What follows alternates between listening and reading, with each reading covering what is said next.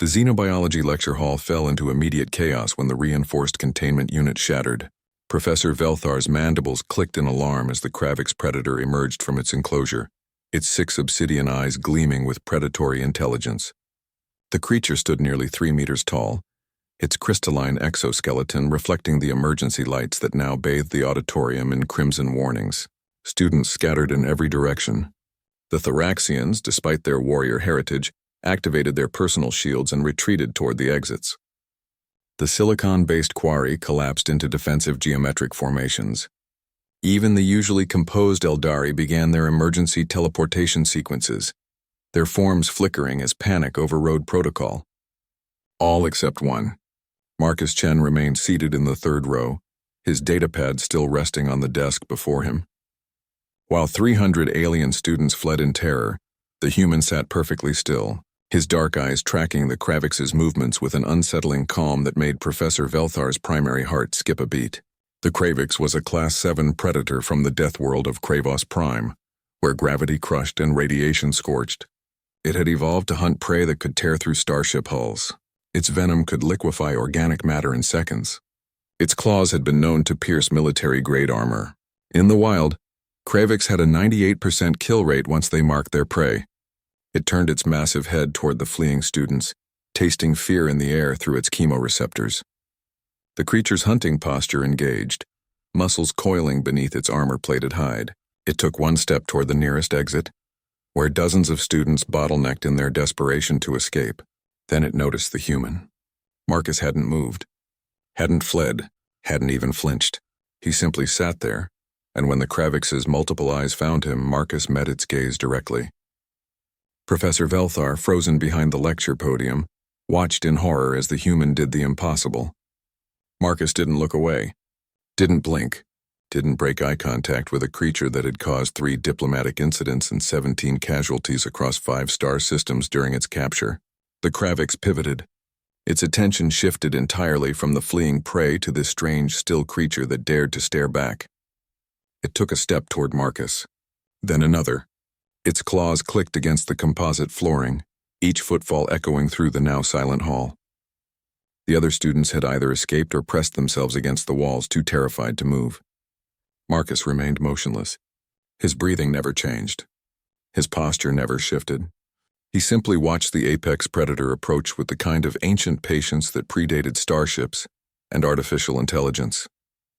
The Kravix stopped 3 meters away. This close, Professor Velthar could see its pupils dilate, processing this anomaly. In the wild, eye contact meant challenge. It meant competition between predators, not the behavior of prey. The creature tilted its head, mandibles spreading as it analyzed the human through multiple sensory spectrums. Marcus's lips moved, barely a whisper, but in the deathly quiet auditorium his words carried. Easy now. I see you. You see me. We're good. The Kravix's exoskeleton rippled. Its advanced nervous system, evolved over millions of years to assess threats, struggled with conflicting data. The human showed no fear markers.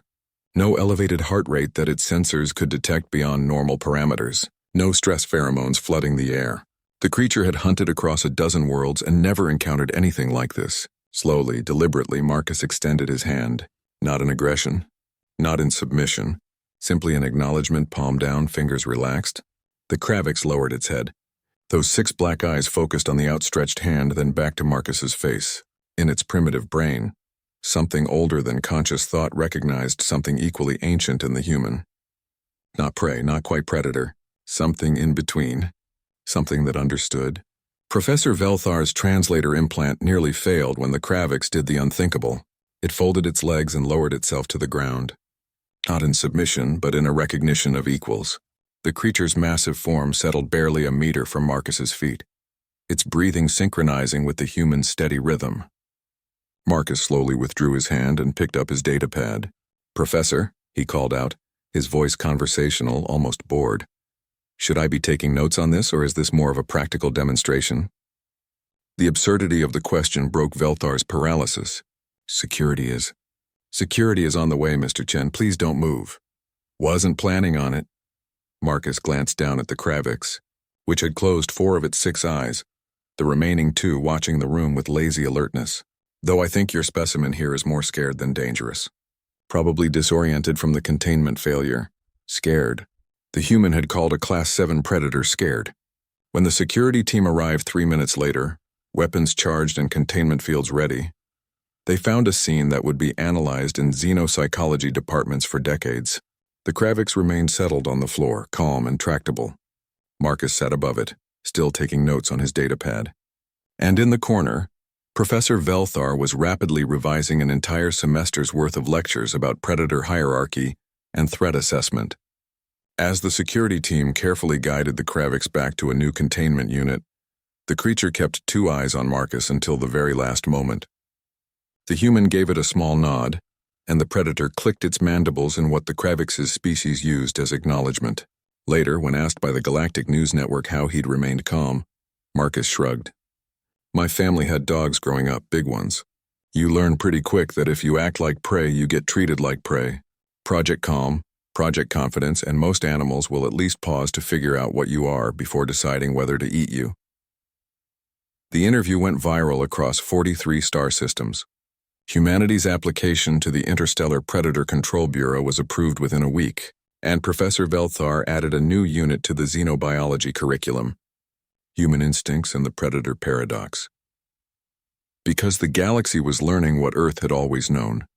Humans weren't the strongest or the fastest or the most heavily armed, but somewhere in their evolution and their climb from prey to apex, they'd learned to stare into the eyes of monsters and make the monsters blink first.